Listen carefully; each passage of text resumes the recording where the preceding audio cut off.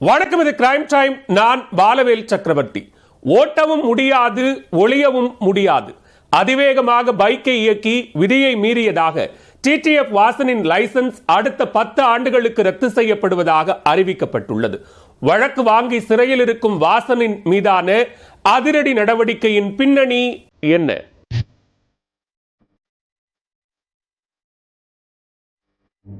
பைக்கில் சாகசம் செய்து அந்த வீடியோவை தனது யூடியூப் சேனலில் அப்லோட் செய்து லட்சக்கணக்கான பார்வையாளர்களை பெற்றிருப்பவர் டிடிஎஃப் வாசன். பல இடங்களில் விதிகளை மீறி பைக் ஓட்டியதாகவும் அதிக வேகத்தில் ஆபத்தை ஏற்படுத்தும் வகையில் பைக் ஓட்டியதாகவும் இவர் மீது புகார்கள் எழுந்தன.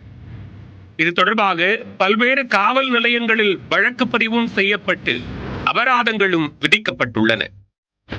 இந்நிலையில்தான் கடந்த மாதம் டிடிஎஃப் வாசன் தனது விலை உயர்ந்த ஹயபூசா பைக்கில் காஞ்சிபுரம் அடுத்த பாலுச்செட்டி சத்திரம் பகுதியில் வீலிங் செய்ய முயன்று விபத்தில் சிக்கினார். இதில் டிடிஎஃப் வாசன் பைக்கில் இருந்து தூக்கி வீசப்பட்டு கீழே விழுந்து நல்வாய்ப்பாக உயிர் தப்பினார்.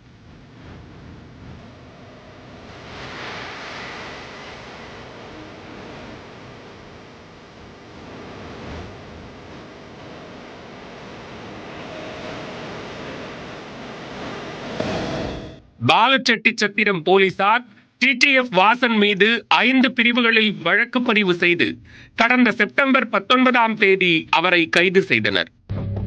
கடந்த 4ஆம் தேதி அன்று வாசனின் நீதிமன்ற காவல் முடிவடைந்த நிலையில் மீண்டும் அவரது நீதிமன்ற காவல் அக்டோபர் 16ஆம் தேதி வரை நீட்டிப்பு செய்யப்பட்டது.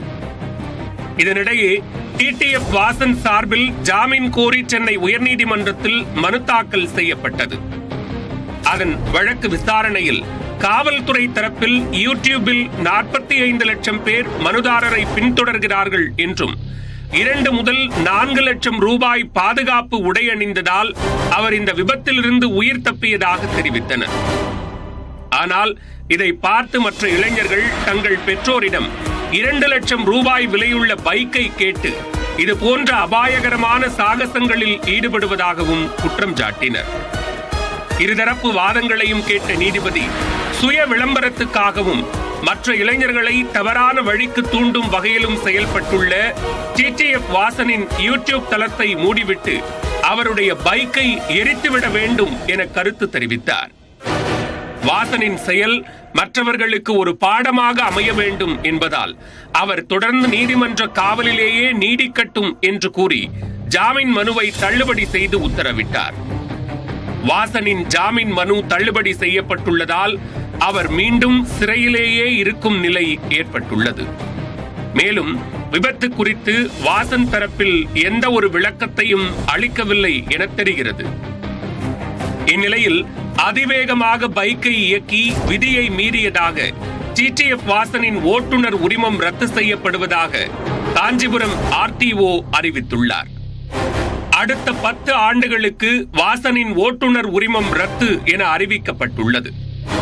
அதன்படி 2033ஆம் ஆண்டு அக்டோபர் வரை டிடிஎஃப் வாசன் பைக்கை ஓட்ட முடியாத நிலை ஏற்பட்டுள்ளது. புதுச்சேரி